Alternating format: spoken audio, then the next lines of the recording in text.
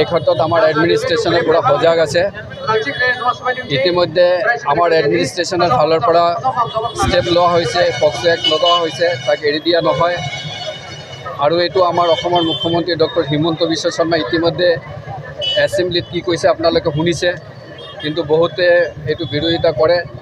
মই এতিয়া সকলো দল সংগঠন সকলো নিৰ্বিশেষে সকলোকে অনুৰোধ কৰিছোঁ, আমি এছেম্বলিৰ পৰা যিবিলাক ষ্টেপ লওঁ এইবিলাক এই ক্ষেত্ৰত আমি যিবিলাক ষ্টেপ লওঁ তেখেতসকলক সমৰ্থন কৰিব লাগে, যাতে আমাৰ মহিলাসকল সুৰক্ষিত ছোৱালী হৈ এই দেশখনত এই আমাৰ নিজৰ জন্মগত ঠাইখনত আমি নিশ্চিন্তভাৱে ঘূৰি ফুৰিব নোৱাৰোঁ, ক'লৈকো নিশ্চিন্তভাৱে ওলাই আহিব নোৱাৰোঁ। ঘৰৰ পৰা ওলাওঁতেই দুৱাৰমুখ পাওঁতে আমি হাজাৰটা কথা চিন্তা কৰিব লাগে যে আমি বাহিৰলৈ যাম, কেনেকৈ আমি সুৰক্ষিত, কোনে আমাক সুৰক্ষা কৰিব।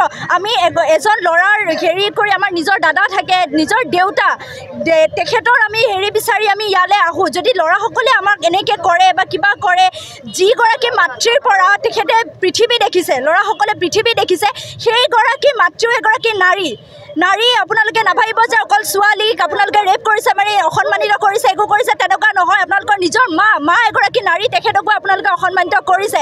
স্বয়ং দেৱী দুৰ্গা আছিলে, লক্ষী আছে, সৰস্বতী আছে, সিহঁতক আপোনালোকে পূজা কৰি বাহিৰত এইবিলাক কাম আপোনালোকে কৰি আছে। কি সতত আপোনালোকে এইবোৰ কাম কৰে আমি বুজি নাপাওঁ, কিন্তু আমাক মুঠতে ন্যায় লাগে। আমি ক'তো মদল ইয়াত আমি উপস্থিত হৈছোঁ, আমি আৰক্ষীৰ ফালৰ পৰা বহুতখিনি সাহায্য পাইছোঁ, কিন্তু আমি এই ৰেপিষ্টবোৰক শাস্তি দিয়াটো বিচাৰিছোঁ, তেওঁলোকক ফাঁচি দিয়াটো বিচাৰিছোঁ। আমি সদায় এইখিনি বিচাৰোঁ যে আমি যদি ক'ৰবালৈ গৈছোঁ ওলাই পেলাই, যাতে আমি নিৰ্ভয়ভাৱে আহিব পাৰোঁ। ঘৰৰ পৰা যদি এইটো ফোন নাহে যে তই ভালে আছ নেকি, যদি সিমানখিনিতে আমি আছোঁ তেনেহ'লে আমাৰ স্বাধীনতা ক'ত? আমি প্ৰকৃততে স্বাধীন জানো? এই স্বাধীন দেশত থাকিও আমি স্বাধীন নহয়। এগৰাকী নাৰী হিচাপে আমাক সেইখিনি স্বাধীনতাহে লাগে।